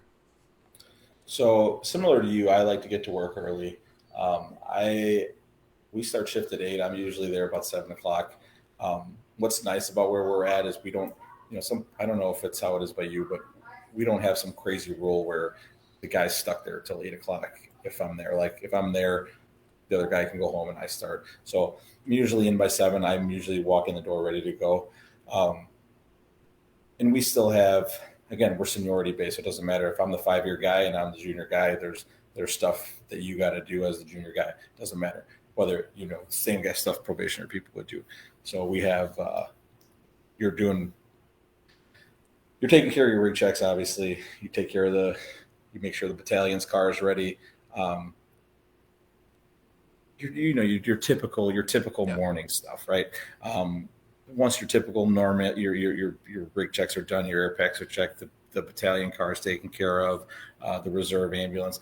My ambulance is a jump to the truck. It's our only jump company. You check out the truck. Once all that stuff's done, then we have our morning meeting, if you will, which is our coffee time. Have a we run down of the day. It's a rundown of the shift. Uh, what's on the agenda? What's for training? What's obviously the important one? What are we making for lunch and dinner? Who's going shopping? Who's assignments on who's doing what for chores for the day? So that's kind of how our structure plays out. Once we break from the coffee table, it's chores. Chores get done. House gets taken care of. Then we go to drill. Drill gets taken care of. How much of that structure then is formalized from your supervisors, and how much of that structure? So I'm more asking your personal structure for the day, because I think, like you said, once it breaks, you're kind of off and you could do whatever. It almost sounds like, right? You're not really Yeah, directly yeah, yeah. No, no, supervised. yeah, no, no. No. Oh, yeah, no. So like, I don't even see if I get in at 7, I don't see a boss or an officer until 8:30 usually. So about an hour and a half into the day. Um, and there's certain checklists that I personally like to get done. Like, yeah, they're all things that are supposed to get done in the morning. I have my own way of doing them. I have my own routine of doing them. It may not be the same as others. So, but like as far as structure of the day, it's generally laid out. Just depends as to when you choose to do it or get it done. I prefer getting most of it done immediately. Again, I like my quiet time in the morning. So most of the time, nobody's down there because they're at the coffee table. So I take care of all my shit then and there. Um, as far as after that goes, once we have lunchtime, again, our place is pretty lax in the sense of we're very busy and they understand that and they kind of let us be as far as there's no walking around with a towel in your hand. So after lunchtime, take care of what needs to get taken care of. So like I got to get my vector stuff done, but nobody's there holding your hand. It's like when the quarter comes up, if you don't have it done, you're gonna get a slap. So you have to kind of plan accordingly for the things that you need to get done. But again, as far as the shift, I don't know how individual it is because there is just stuff that has to get done no matter what, and there's not much wiggle room as far as when you can do it. I mean, I make sure I get a workout in. I make sure the extra shit for the day is done. Make sure I don't know. It's daily work shit. I don't know. Yeah, no. And the reason I ask is I don't need structure necessarily. As funny as Yeah. that sounds, I'm a contrast to that. I actually thrive more in the all right. We need to do this now, and like Yeah. I can pick up the pieces and take care of things. Or like when my company officer says, "Hey, we've got this, and this at these times," and that's all I need, and I'll figure the Sure. rest out, right? So like I don't work out at the same time every day. I don't work on my extra projects at the same time every day. Like I'm very fluid and loose depending on. Yeah, I guess I should clarify then, because as far as my off days are my really structured days. Okay, okay, My work days, they are as well. As far as getting up at the same time, getting out the door at the same time, getting to work early, all those things, and I still want as far as when I say my structure, I said I can move stuff around as long as it fits in there. So I got to get my exercise in. If I'm going to be able to get that in after lunch, cool. If I got to get that in at 9 o'clock at night, cool. As long as I get it in, that's what I'm saying. My structure, as long as all the things are met within the day, it doesn't matter where they plug in, as long as they're met throughout the day. Now, my off days, yeah, it's way more rigid because I only have this finite amount of time where I can get certain things done for myself. So that sticks to a more regimented thing. But as far as work goes, as long as I get the things done within the day, I'm good. all right, yeah. I mean, it sounds like it's more of a discipline thing, right? Like you're Yeah, yeah, disciplined doing the same things at 100%. work, but at Yes, home, yeah, you yes, have a routine. I get what you're saying. sure. So, segueing into what I love talking about, so selfishly, we could talk training, hopefully Yeah, forever. yeah, send it. And we were kind of talking a little bit in the green room before about training schedules and those kinds of things, but I wanted you to kind of share your insight on training with a practical approach, right? Yeah. Yeah. So, and again, we talked about at the beginning of this about the culture we came from and how it was like the coolest time in the fire service. We did some over the top drills. But like we also focus a lot on the tangible basic stuff. And like, as cool as some of those over the top drills are, and they are fun to do, they're fun to do as like, I think we sometimes lose sight of practicality and like real world drills. And what I appreciate about our training schedule is that when we get together for a drill, they don't deprive you. If you have a tool on you, if you carry it on you, you can use it. If you do a wire maze and you actually carry cutters, you can cut the wires. Like, it's nonsense to say, well, you're now stuck and you can't move at all. I'm like, but I can grab my cutters. So I'm going to use the tools available to me. So like, we don't restrict guys into positions that make it unfeasible for you. Like, could you get in that situation? Sure. But if the drill puts me in that situation, then I will adapt to that within the drill. But if I am able to reach my tool, if I'm able to use it, we're able to use it. I like how, we run a 3-day schedule. So Wednesday, Thursday, Friday are our drill days. Every shift gets hit. If you miss it, you miss it. If you don't, you don't. But everything we do is practical base. We run everything like we run if we're doing a fire-based training, we run it as if we're running a fire. We do it off of our SOPs, our SOGs. There's no, we'll just do it this way today just because, we'll get it over with quick. No, we run it like a practical call. And I appreciate that. I think sometimes we get so caught up in the idea of it has to be an elaborate drill for you to gain knowledge that we lose sight of basic firefighting skills, basic tasks.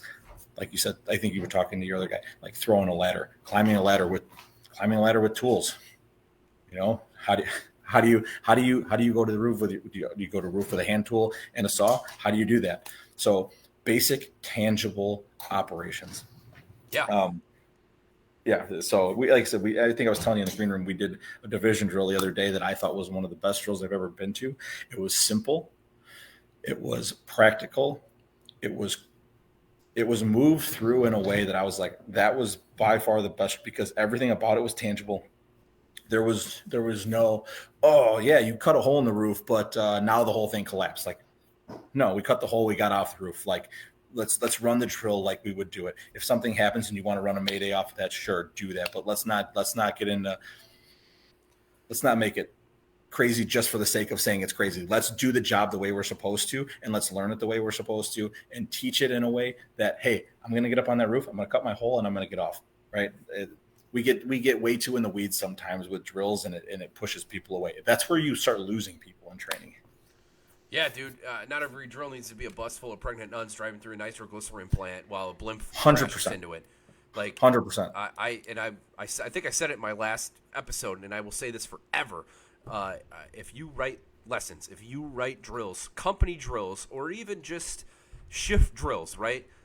You're not writing for FDIC. You're not writing for these big, and those are great, dude. Don't get me wrong. Sure. If you're writing an hour drill, if you're writing your daytime drill, write it so it can be a half hour, but make it so it's so good that it becomes an hour. And guys buy into that so much more than your crazy elaborate, well, I'm going to put stress. I'm going to make these guys think. Yeah. Dude, they're already thinking. They're already 100%. thinking. Like, you don't have to add extra shit. Like you were saying with tools, like people are crippled with the use of a tick, right? How many times people are like, oh, tick's cheating. If it was your kids in there, you'd want to cheat, wouldn't you? Right? And so we introduced our backstep has a tick, and I would say we probably have like 10% compliance of guys carrying it. And I always ask them because it was my endeavor to try to get us that way. I was like, why don't you carry it? Well, I mean, why do I need a tick? I was like, dude, you can literally scan a room and then go in and search it and already know the layout, and you could search it that much quicker. Like, you can do a lot of things with it. And, well, I don't know. I mean, the officer carries the tick. I'm like, well, yeah, but you could too, right? Again, like, they almost feel like they're doing something wrong. And that's just Sure. one example. But yeah, training scars. We create so many training scars when we limit Sure. people, and it drives me bonkers. You're putting a quarter Well, in me with you that. limit people, and then you also put this like when you do these over the top ones, you especially with younger people, especially with newer people, you literally put them off from doing the drill. You put them in a position where they don't want to drill. And I think one of my lieutenants who's now a battalion, I loved. He was one of my favorite lieutenants to work with because he would take he would take us as a company, and we would just do a company drill with just us, as because you in every department has it where the shift gets together, you do a drill, and it's one or two new guys get in and get their hands on it. Everyone else is exactly you're just jibber jabbering. No one's actually getting much out of the drill. I love the fact that he was our truck lieutenant, and if we wanted to go do an extrication drill, the truck went. The truck went and did the work together. We did it as a company. We went to a house, or it was a strip mall that was getting knocked down, and we got to do training. But we went there on our own. We went there on our own just to do forcible entry and going through panic bars and going through barred windows. But because it's like we're the truck company, this is what we're going to be doing. So let's go do it together. So we're not here with 20 people and not getting the actual work in. So and you made a good training environment, right? Like there was nobody there with an ego to say, you don't know how to open that, you don't know how to take that window out. No, it was like, hey, this is our company. We're the ones that are going to be here together. Let's figure it out together. You don't know something, we're going to teach you. And I love that. I love that approach to drill. I hate getting everybody. I like the idea of getting everyone together, but most of the time, it just becomes wasted air. It's wasted air and wasted time because nobody's getting out of it what is needed to get out of it. Yeah, you got to make it almost when you do large multi companies. It's got to be, hey guys, you're going to show up at the training site at this time, and when you show up, you work, right? Yep. And almost in that way, you trick them into not doing the peanut gallery shit, and it's hard. It's hard to do. It's so hard to do. And don't get me wrong, there's a time to break bread with the other stations and people that you don't see all the time, 100%. right? There's a time to do that and develop those relationships. But sometimes the training ground's not the place to do that. No. Um, So that's how I prefer it. I like that we do practical drills, but I also really like when you get together as just a company, like not even your whole house. It doesn't even have to be your whole house. Like my house that I'm in has 3 companies in it. So I loved just having our company go do trainings that were specific to our company. It was great. It honestly was great. I should also say, like, there is also a time to go get your ass whooped. It's not on shift, right? Like I'm going to Red Under Fire at the end of the year. Like, yeah, there's a time and a place for that. That is structured. You know what you signed up for. You know you don't have to do anything else. That's your focus. That's where you do that kind of shit. And I think a lot of people will take those classes, the smoke divers, the Red Under Fire, these big elaborate things, which are great, and even engine ops classes, and then they'll bring them back to their departments and try to take that 8-hour class and put it into a 1-hour drill, and it just doesn't work. Well, yeah, and you beat the crap out of guys that then have to go back and work the rest of the shift, and it's not, you can't do that. And they get nothing out of it. Absolutely nothing out of it. Do you guys have a training committee? Who comes up with your drills? No, we have a set training officer. So it's a promoted position. It's a captain spot. So he is Monday through Friday, gets take home car. So all he does is take care of training. So he sets up all of our drills. Every week we come in, it's all set for us. He's the one who runs the show at all the drills. He's involved in all the division drills. He makes sure that all of our certs are up for compliance. Our CE gets taken care of. So everything is built in a way that all of our CE gets taken. So it is really nice to have a position like that because it takes a lot off. I mean, it almost feels like every department should have a dedicated training officer because it is an obscene amount of work. It is an obscene amount of work, especially with all the requirements that they've put on people now. Oh yeah, the new OSFM stuff is nuts. So we have a training committee, and I'm involved heavily in that. And the new state stuff, man, it's hard if you don't know what you're like. We have a rhythm now, and I think for the most part understand it. But Vector helps a lot with it too because you can kind of build it out where certain things fall. You know, the buckets get filled in all different ways and all that stuff. But it is so. But it's still a lot. It's a lot of shit. But yeah, you need a dedicated person For sure. You do. Like I try to do stuff on shift, and we're whatever budgetary. It's hard for guys to come in off duty, but I keep telling them like, dude, I can't do this stuff on shift. Like you maybe get No, an hour, maybe 2 hours out of me on a shift to really sit down and work on stuff. And it we is a have training full-time job in officer, itself. but he's working on what he can. But he's probably also a shift guy. No, he's not. Oh, he's not. He's able to take overtime in the so captain for us is battalion chief, and he's a captain rank. Okay. But I don't. It's a challenge. Trevor says more chatting than training when there's too many people, and he's totally right. Like we were saying It's before. true. Yep. And again, it's hard because we all want to shoot the shit with each other, but For sure. Especially when you don't see him that often, it's hard. at least for you guys, you have outside stuff you can hang out with and Yeah. with each other. Yeah. So maybe that's your time.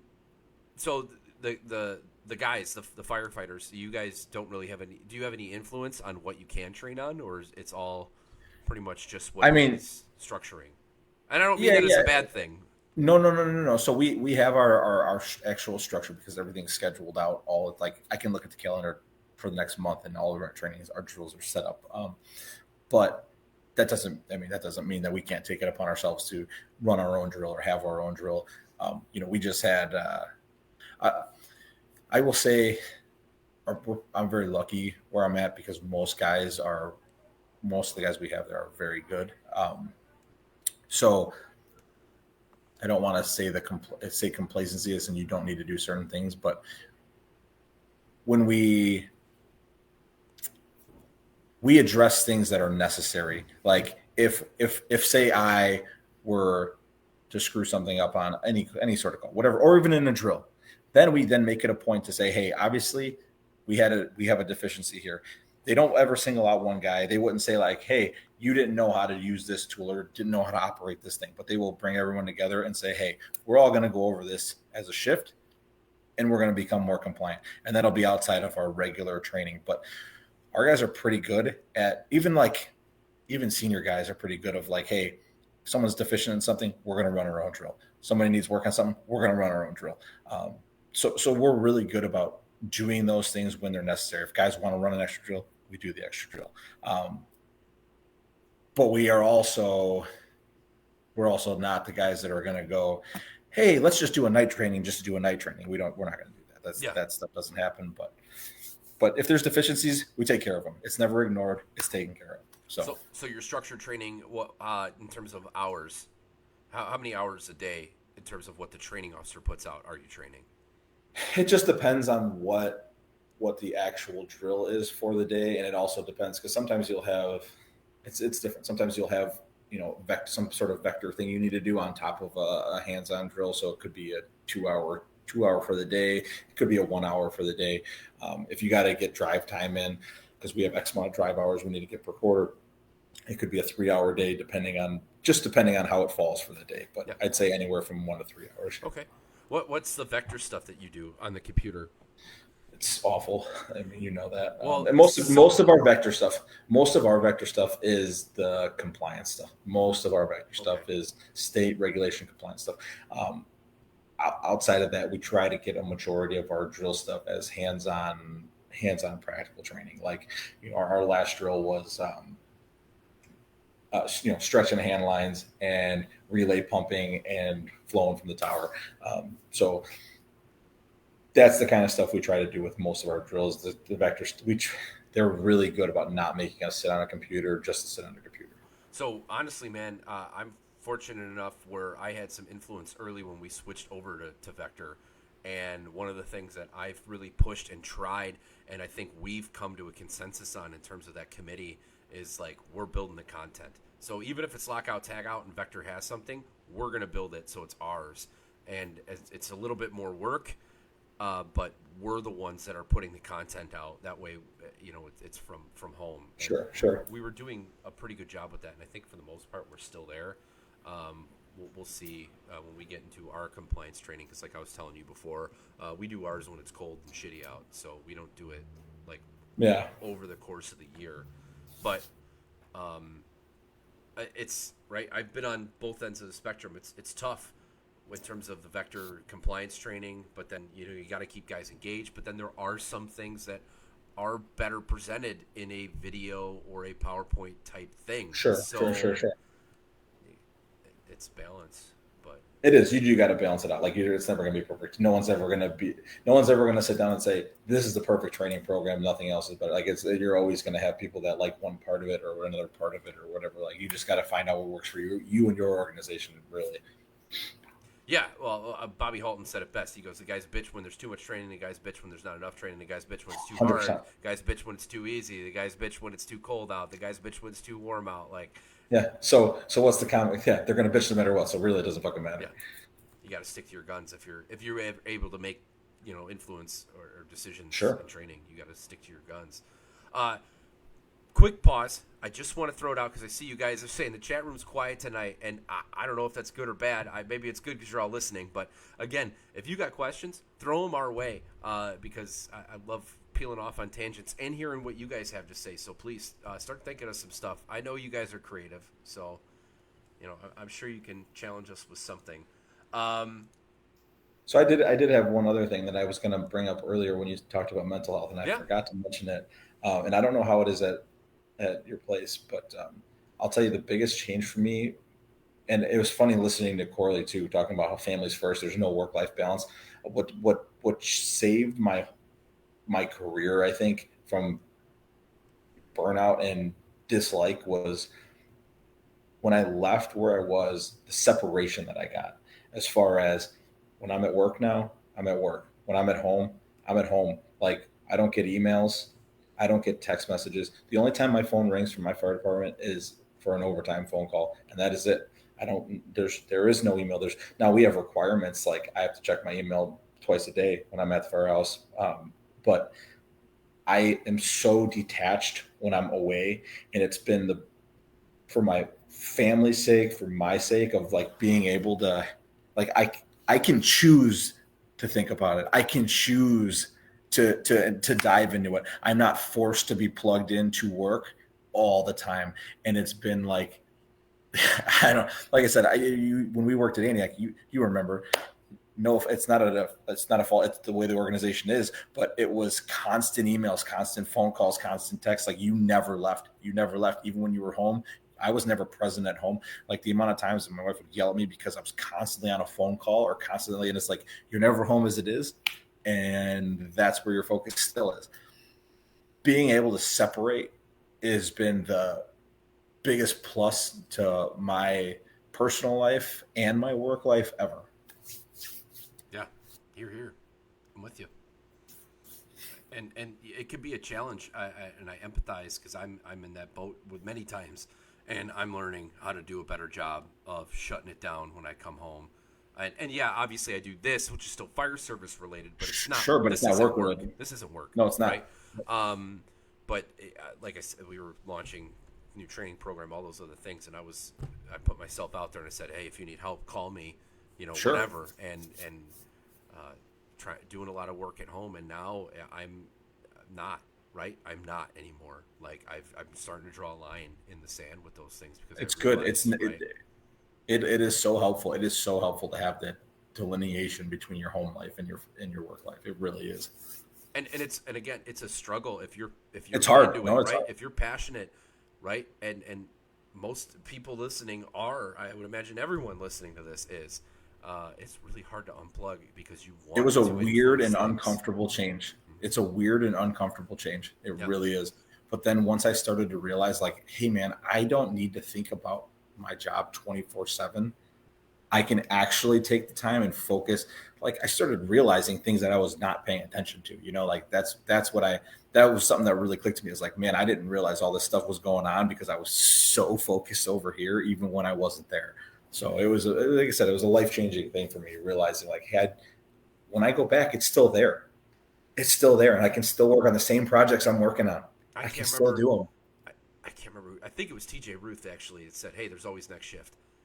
Yep. Right? And still, again, there's times where I'm great and there's times where I'm not, but I try Yep. to live by that.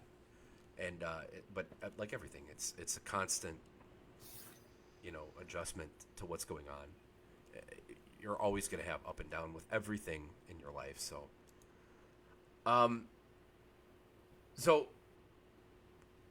Have you ever lost your connection, your passion for the fire service? Have you ever become unplugged from it? Yep, And 100%. uh,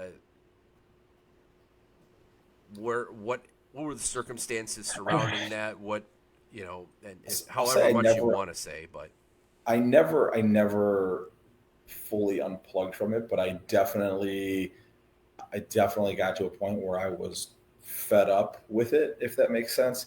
And it was about the time before we both broke off and left, and it was a there was a point in my career there where I felt like I was doing so much for other people and I was not doing anything for my own career. And granted, like we were both involved in training, we were both involved in rig stuff, like everything. We were involved in everything at our old job, and I loved that part of it. I loved that we got that responsibility. I loved that we had those opportunities. But then that revolving door of constantly going over, a new person after a new person after a new person after a new person. And I was like, there's got to be a point when I take another step in my career. When can me and my company get better? When can my house get better? Like I remember it distinctly, and I don't remember the exact moment, um, like what time in it was, but it was a late night, and we had been training with academy people from morning till literally it was dark out. It was dark out, and I had a superior ask me if I was going to take care of another kid, and I about lost it. I lost it. I was like, I've been at this for 16 hours today, on top of running calls. I said it's every day, it's in and out, and I was like, I was done. I was done. I wanted nothing to. I just at that point, I was like, I just want to show up here, do my job, and go home because I can't take it anymore. And I did. I literally had probably a good month or two where I was like, I am finished. I can't, because I'm not bettering myself, and all I'm actually doing is I'm becoming toxic now. Like I'm becoming the toxic person because I'm not improving. And it was, yeah. So it took me a while to circle back around and reignite it and realize like it was that way because there was nobody else. Like we were the people, like, and because we were the passionate ones, we were the ones who took on the extra responsibility. We took on the extra time.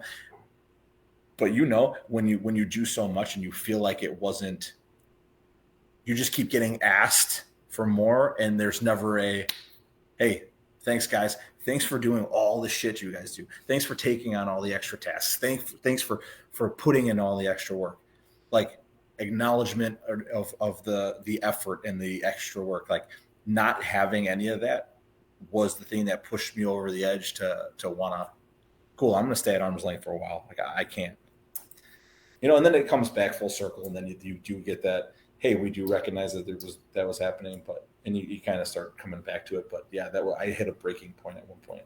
I yeah, it's and I think it's a challenge when you, especially young, as a leader, right? When you're given opportunities for leadership young, it's it's it's both great because you get to learn from a lot of mistakes, but at the same time, you don't get time to focus on yourself because you're constantly developing other people, and Yep. and organizations have gone through cycles like this everywhere, right? I mean, my department went full time in the late '80s, and all of them basically got put in their positions, right? I mean, we had guys who were captains for 20 something years who were phenomenal guys, but and I guess that's a poor example because he was actually awesome. But like, but there's people that get in positions early, and in any organization, whether it's full time or part time or volunteer, and when you're intelligent and they trust you, they give you the ball constantly, but you're constantly developing others. And I take a lot of pride in developing others, and I know you do as well. But For sure. but like I took Nozzle Forward as a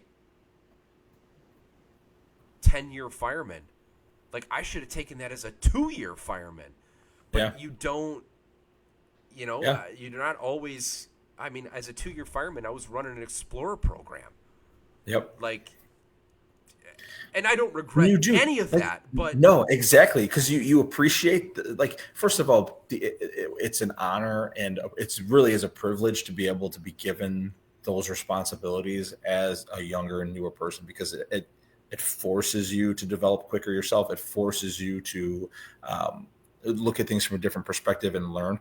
But you get to a point where you know that because you're young, you know you still have so much to develop too. And yes, it help you. It does help you develop when you're developing other people, but only to a point, because I can only help you as far as I've gotten, right? Like, I can't help you past me if I don't know what's past there. Like, if I'm not able to advance. And granted, I'm not saying I would ever wanted anyone else in that position, because I wanted it. I'm not saying I didn't want it, because I did. oh yeah. I relished it. I wanted to be there, but I also wanted to be also given the opportunity to say, "Hey, we appreciate you taking care of these guys. We're going to take care of you. Like, let's get you into the stuff you need to do." And when you start feeling neglected on that end, it's like, I'm neglecting everything to take care of everybody else. I need some personal growth. I need to better myself as a leader too. So Yeah. I think I it's hard. It was hard. the contrast and has how I've grown. So right now, like, I'm not eligible to test. The next test I will be, right? And I have real life experience as a company officer. I mean, when I left, I was an acting shift commander, and I have real experience in that, right? So it's not that I don't need more of it. I'm definitely not saying that, but like, we go and do drills, and we have an issue with planning for succession, right? And so now the wave is coming the opposite way. Now we're really trying to swing the pendulum the other way and push people. And we have a training house right now that we're able to do things. And it's like, hey, Alex, why don't you jump up? You can be the company officer today, and you're going to do this. And I'm not acting. I'm not eligible. I'm none of those things. And there's been times where, yeah, I'll step out in the line and I'll try different things and I'll put myself out there. But I was kind of like, all right, I'm being asked to do a lot of company officer type things, a lot of leadership type things, and I'll do those things. I'm all about it, but I got to be a fireman once in a while, don't I? Like, when's the last time I pulled a line and pulled it over a carpet and floated and moved up 2 flights of stairs? It had been a while, and I maturity set in, and because of the experiences I've had, where I haven't been able to work on myself, I was like, not today. I'm gonna go do fireman stuff. And that brings me back to the old school fire service thing that I'm grateful for now, because I actually love, it's so funny that I love being the bottom bitch. I love being the fucking firefighter. Like, I get to be that guy that I feel like I didn't have enough time as that guy. And I'm able to literally just sit back and learn. I get to learn. I get to learn my organization. I get to learn the job, the way we do it by me. And I don't have to work. I know that like you said, we have real world experience doing that. I've done it. And it doesn't mean I don't want to do it again. But right now, I'm relishing the opportunity to be a backstep, to be the low guy, to do the grunt work. Like, I miss doing that. I miss those things that we didn't get to sit in that very long. Yeah, you gotta still be a badass fireman first, right? And I'm with you. I mean, we both did 8, almost. You did 10, I think, in Antioch Yep. before you got Yep. full time, right? So to hit the reset Yep. button, dude, it was revolutionary for me.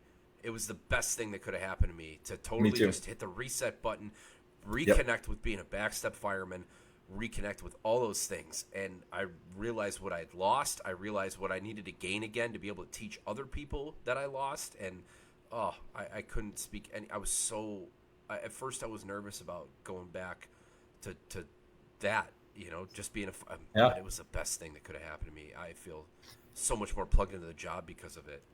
Not that Let me I ask you wasn't this. I have a before. question for you. Sure. I have a question for the interviewer.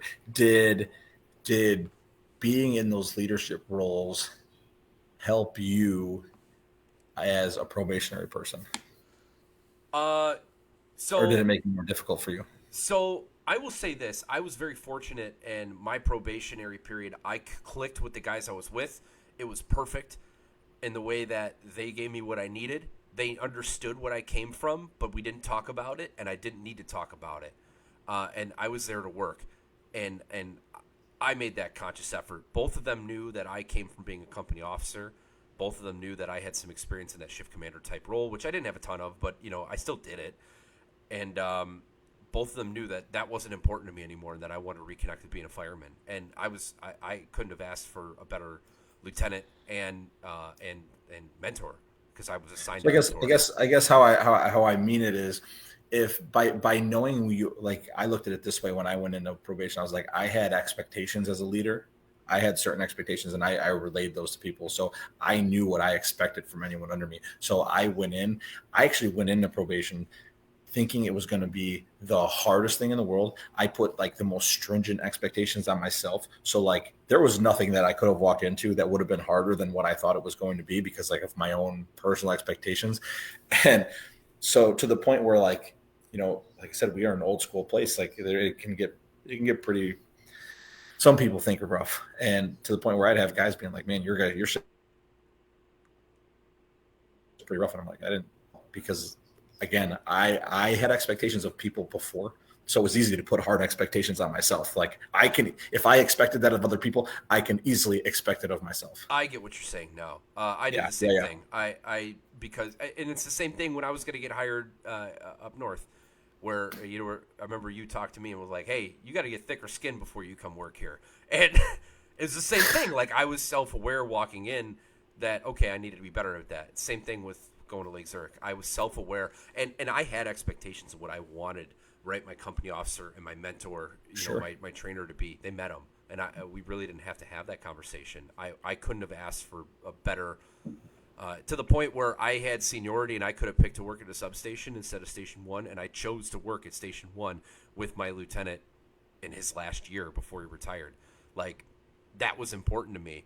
But now, I will say this, it is way more difficult, because now my standards for what a lieutenant and a captain are supposed to be are exponentially higher, and not everyone meets those, and it's very challenging for me. And I have to put my foot in my mouth a lot of times, and it's, I'm learning to try to do that. But, it's a huge challenge when I know what is supposed to be, and then you will work for someone that's not even close to what they're supposed to be. That's very challenging. Sure. Or the feeling like I could do better, which I know sounds really horrible, but like I have done it. Some of the things that I had to do that you had to do when we were company officers there are experiences that a lot of people never have to experience. Yeah, no, it's crazy. It's crazy. I've been neglecting the chat here. But Chief, they're actually talking now. I see that you're in here, right? You just had an They decided officer, to talk. First in on a fatal house fire. Yeah, I mean, you gotta, right? If they're in the position of an actor, yeah, you gotta train them. And I think that was in reference when I was talking about like my training. I wasn't gonna step up and be that, because I that's not a position that I'm gonna operate in anytime soon. But yeah, building on that experience is huge for a young actor. Tactics, communication, no classroom crap, just real life. You're totally right. You have to get guys in the street. You have to put them in positions to make decisions. That kind of rhymed. That was a Dr. Seuss moment, but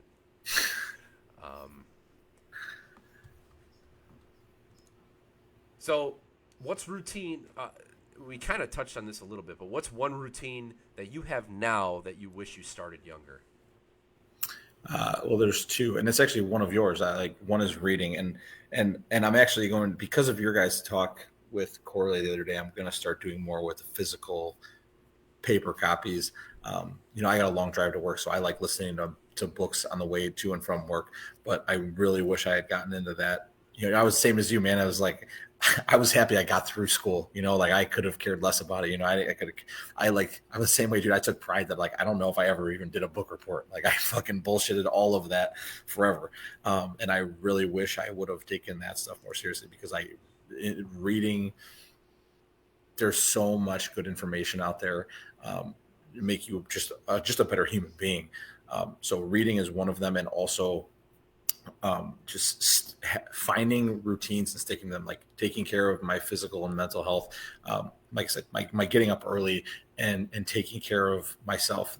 That's something I wish I did earlier in reading. Two things I do now that I wish that I would have done earlier. If I could tell anybody, start reading. Yeah, I echo that. I was an absolute moron before I started reading.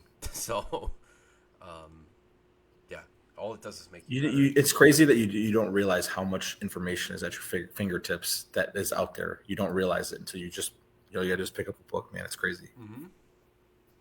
And I still can't read fiction very much, but I could sit and read nonfiction books, just like it's Yeah. nothing now. Oh, I had that question on there twice. So, oh, I didn't change this on yours. So I restructured this question because I've never been able to get the right answer. So, if you could introduce a new person or someone who's interested in the fire service, right, to one person, right, to help show them what it means, alive or dead, who would it Ooh. be? Who shows what it means to be in the fire service? American Man. firefighter. Who could tell that story? Who would you trust to tell that story?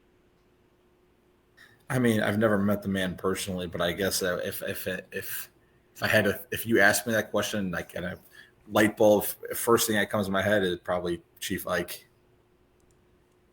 He's like, yeah, that's.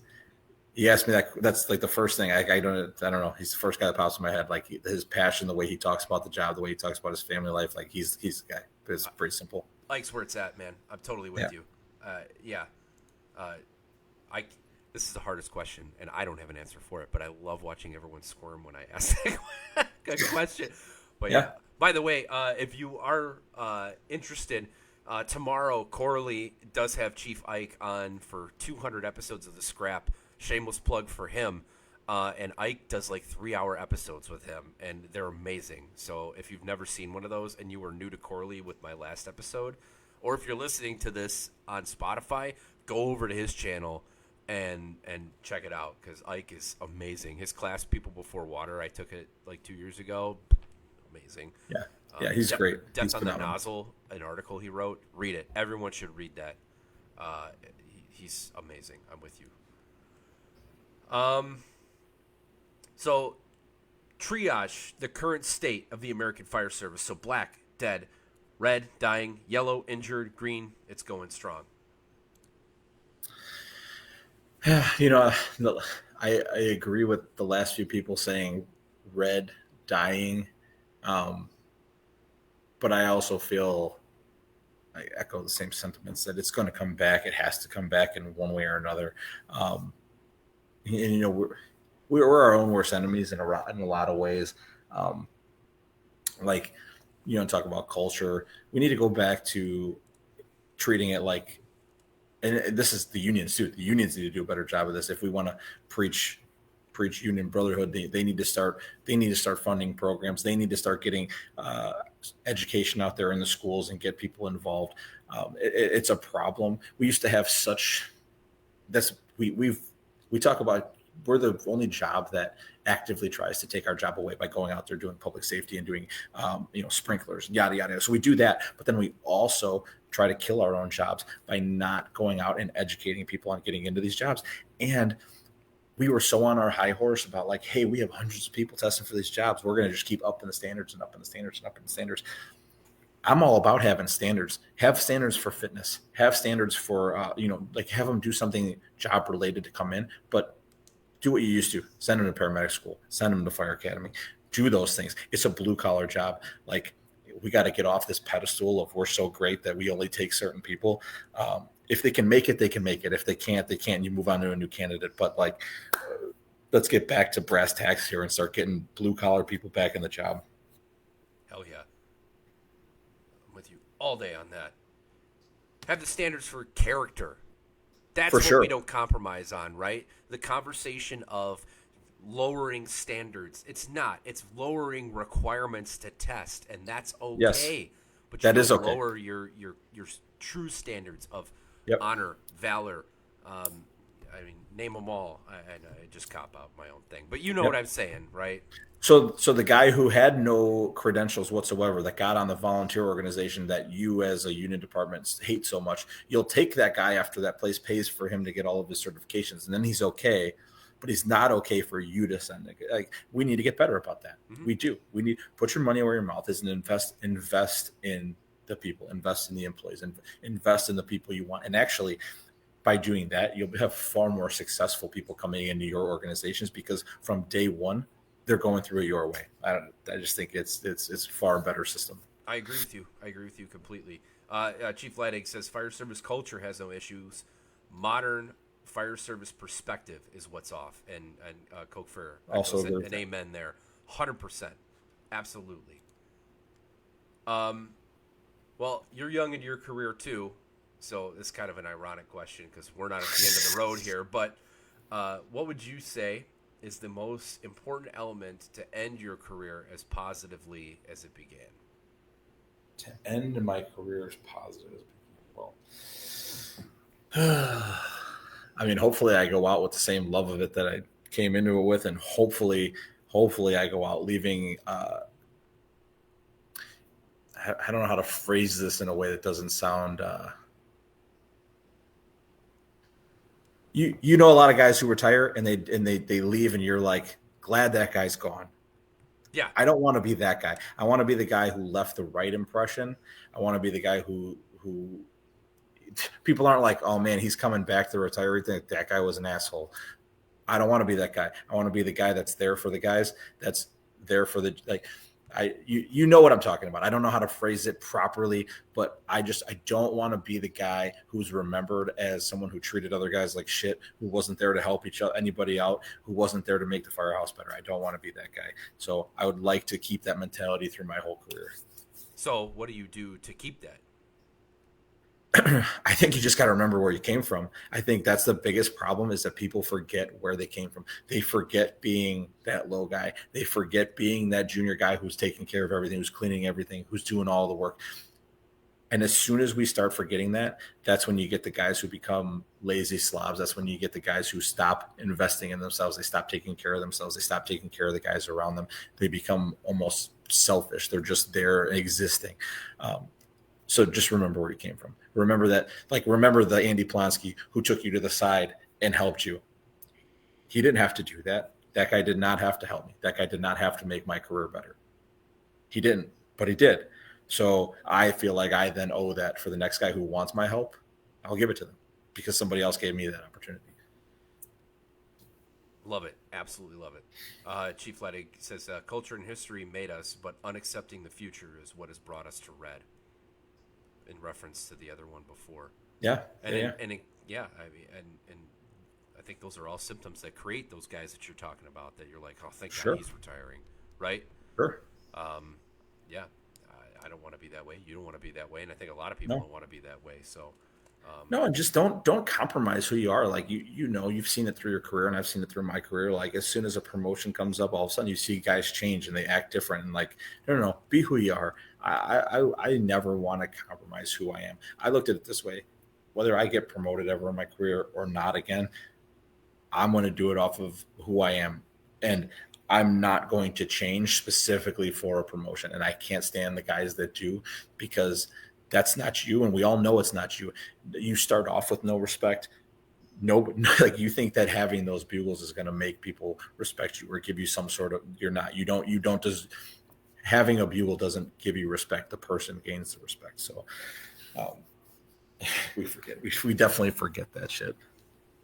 I can't think of a better thing to end on that. So that's it. That's going to be episode 14. Nick, thanks for coming on. Yeah, man. I feel like we just ranted a lot, but it was fun. No, it was a lot of fun. You hang out. We'll talk in the post the post shop green room, sponsored by Bud. I'm just kidding. Thank you guys for watching. Thanks for listening, and we'll catch you on the next one. I'll get my schedule updated here shortly. There's a guy in the chat who knows that he's coming up, but I won't spoil his announcement. And stay smart out there. I really need a tagline to finish this, but you get the drill. Have a nice night. Stay classy, San Diego.